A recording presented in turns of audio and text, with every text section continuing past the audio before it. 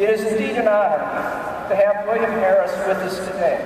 Northern Arizona University recognizes its highest attainment of educational and professional achievements. Dr. Harris has more than 25 years of diverse, progressively advanced national and international experience building and leading major government and university institutions and strategically developing research to benefit society. Today, he is the president and CEO of Science Foundation Arizona.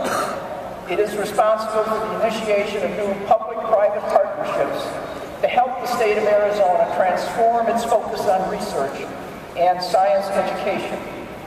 Before his arrival in Arizona, Dr. Harris was Director General of Science Foundation Ireland, where he was responsible for the overall leadership of a National Science Foundation and management of $1 billion in grants programs, founded in 2000 by the Irish government to build high-tech research programs. William Harris, in recognition of your distinguished career and an acknowledgement of your many contributions to education and the community, I hereby confer upon you the degree Doctor of Humane Letters, including all the privileges, prerogatives, and responsibilities pertaining to that degree. Congratulations.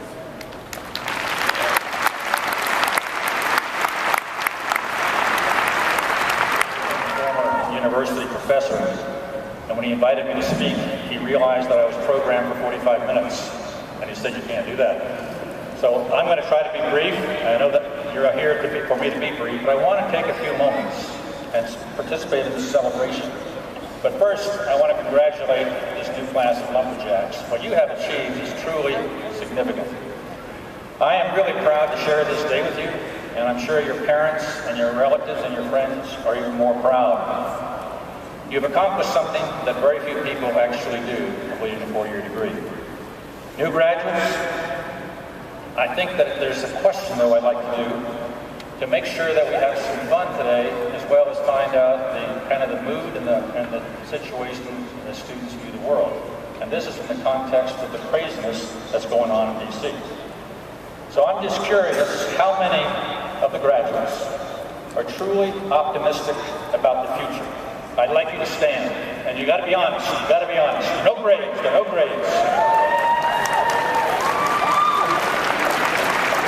All right. Now that's impressive. That's impressive. And there are going to be some, I'm sure, that are a little bit hesitant. Please sit down. But I think when you look at the news on television today, and you look at the dysfunction in government and the gloom and doom, you only have to be around young students to know there's not only hope, but opportunity. I did ask you to stand for two reasons. One is I assume that some of you might have been out late last night. I was a student once. We didn't do that in those days. And this is a high altitude. But I do think stretching once in a while with these things is good to keep you awake and engaged. But there's something else about standing up. And it really is about standing up for the future and giving voice to it. You are the advocates, and it's your dream that you're here to fulfill. I think without your optimism, we'd be in a lot of trouble.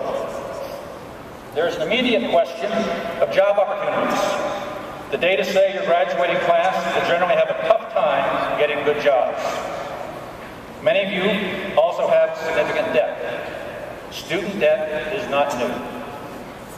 Not new. I'm a first-generation college graduate as well, and members of my generation, when you convert the dollars, had the equivalent of $25,000 to $35,000 in debt when they left college. You'll be able to pay it off. I'm quite confident of that. And I think you'll be believed 10, 20 years from now, this was the best investment you ever made. It's going to propel you in life. One of the things that I think you know as well is the country has massive debt, and it has a dysfunctionality in D.C. where they're not able to address these problems. I'm quite confident you will address your debt problem far more easily. But as you graduate, you're going to begin to see and be involved with the challenges not only this city and state faces, but also the nation. We have problems that are unlike problems we faced in the past, and we need good solutions. Terrorism remains a threat, unlike any the world has faced before. A changing climate will create new challenges for all going forward. Our public education system is under great stress to do the work we ask of it.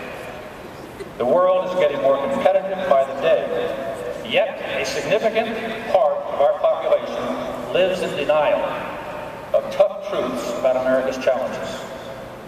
So when you stood up a few moments ago, this is what I hope you were thinking. There is no better time for great leadership and proving yourself than when times are tough. And if you think times are tough now, go see the movie Lincoln. Go see the movie Lincoln.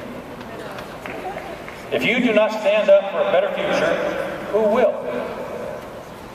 If you do stand up, anything is possible for you and for your country. Let me offer a couple of comments. I think Sammy said it well. Let me try to augment some of that. I'd like you to try to do a couple of things with me, thinking about the future. And I want to introduce you to somebody you may or may not have met yet. He's a person whose name is Vannevar Bush. Anybody heard that name? All right, you're going to learn that person today. Maybe you'll study him. First piece of advice, try to envision your future in detail. In detail. What will you be doing in the future? What kind of life will you lead, or do you want to lead? Where do you want to live, and do you want to start your own family? What work do you want to be doing? Why will you be doing it? And what kind of sacrifices are you willing to make to achieve your dream? Don't just let these thoughts about the future come and go. Really try to see the future. And seeing clearly, the future will begin to take shape. And what I want to do now is introduce you to Vannevar Bush. He was what might be termed the science advisor to the U.S. government during the Roosevelt administration. Very, very important person in history. About 1945, or 72 years ago, he wrote a very important paper that I want to tell you about, and I want to quote something from it, where he was trying to see the future, which is what I'm trying to challenge you to do. Vannevar Bush is also the individual who wrote what is called one of the most important reports in public policy, Science, the Endless Frontier. Science, the Endless Frontier. It really was the document that set the path that created an innovation system for America after World War II. It transformed the way universities operated across this country, and it helped to build the most competitive university and education system in the world, because he was defining a partnership between the federal government and the universities in this country, and a partnership that was going to be based upon research and development and education for students, because his view was that if the country was going to remain competitive, it had to have the most qualified and the most gifted scientific and engineering brains to match any other country in the world. And at that time, to remind you, there was a very big competition with the Soviet Union. So he started out concerned about national and economic security, and his first point of reference was the university, the faculty, and the students, because they can constantly learn if you make that investment. It's not unlike what Sam said a few moments ago. So he wrote 72 years ago in an Atlantic article that is entitled, As We May Think, Consider a Future Device for Individual Use, which is sort of a mechanized private file and library. 1945. It is a device in which an individual stores all his books, records, and communications, and it is mechanized so that it may be consulted with exceeding speed and flexibility. It is an enlarged, intimate supplement to the memory. He goes on to describe this device in detail, and it's really told an incredible story to read, and it's an easy story to read. Mr. Bush saw or imagined in 1945 the internet we have today and search engines like Google, 30 years before the personal computer. So you can see the future. You have the background to do that. So I want to encourage and inspire each of you to think about and shape the future. not just let it happen. This is what your education has enabled you to do uniquely, to think, and to think outside the box. Maybe a lumberjack will become the next Vannevar Bush. We need the policy for the century.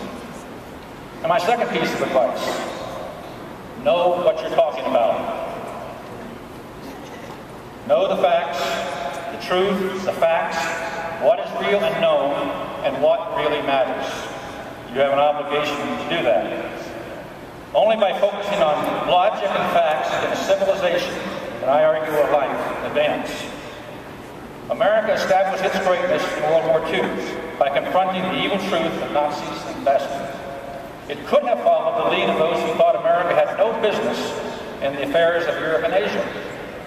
The world would have become a very different place had the isolationists and their denial of the facts won the day. We helped the Allies win the war. Modern America was born. A great economy built, and an extraordinary set of colleges and universities grew after the war, including NAU, ASU, and the U of A. They are entirely different institutions today than they were in 1940. The GI Bill, signed in 1944, educated returning veterans who became the foundation for our innovation society for the last 50 years. Amazing technologies blossomed from U.S. industries, post-Sputnik. And our government worked and was respected by its citizens. Bet you can't believe that. That's almost ancient history to you all. It actually wasn't, there was a time. Mayor, I bet you remember that time. The trip to the moon and everything after that, all this innovation and achievement began during a war in which we confronted the truth. Even the internet and your smartphones have their origins in that decision. You have the special advantage of college education as you turn to the future. Only 28% of adults in America today have a 4-year college degree. That's right, 28%. Like it or not, that fact places upon you a burden of respecting the facts, of knowing what you're talking about, and yes, refusing to let empty opinion, especially from political individuals, hold sway in decision-making. Hold them accountable for facts. My third and final piece of advice, follow your passion. Passion is what connects the vision, seeing the future, and the facts, and leads you to the future. And I'll suggest to you the greatest entrepreneur of the 20th century was the late Steve Jobs, the man who made Apple the world's most successful computer. In 1985, he was 30 years old. He was fired from the company he and Steve Wozniak had built out of a garage after 10 years of sweat and brains and really hard work. He was fired publicly. He was shut out from the company he made. The way he put it, though, in his 2005 commencement speech at Stanford was this, quote, "But something slowly began to dawn on me. I still loved what I did. The turn of events at Apple had not changed that one bit. I had been rejected, but I was still in love. And so I decided to start over." Again, Stanford was telling you, take risks. Don't be afraid. Love is many things. It is emotional. It is a commitment. But in the work we choose, it's a fiery passion that makes time stand still when we are engaged. I see this passion daily in Arizona, and I think Vannevar Bush would have been proud of NAU and its graduates as Arizona is becoming a true frontier state in the sense of Vannevar Bush. The endless frontier of discovery and knowledge and innovation is happening throughout Arizona, and NAU students are going to be leading the way. Find what you love, do what you love, and never, never give it up. And most importantly, never forget your alma mater in this great city. It has given you the foundation for a life and a journey that will be truly unbelievable. And I don't think I have to tell you this, but try to have some fun in that journey. Thank you all very much. Thank you, President Hager.